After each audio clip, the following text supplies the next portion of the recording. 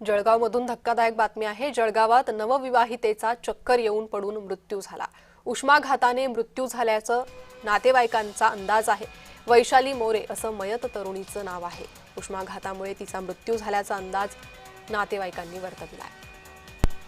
मात्र या घटनेमुळे हळहळ व्यक्त केली जाते।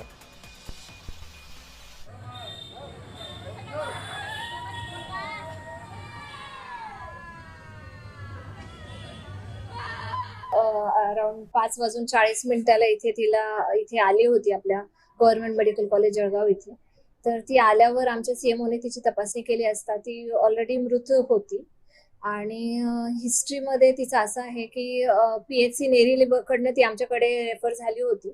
पीएचसी नेरी मध्ये जी हिस्ट्री त्यांना सांगण्यात आली त्यानुसार तिला हायग्रेड फीवर म्हणजे ताप होता आणि त्यानंतर काही वेळ ती बेशुद्ध पडली आणि जेव्हा नेरी पीएचसी ला गेली तिथून त्यांनी इकडे रेफर केली, पण रेफर करून इथे आल्यावर आपण जेव्हा रिसीव्ह केली, आपण जेव्हा तपासणी केली तर तेव्हा ती ऑलरेडी मृत होती।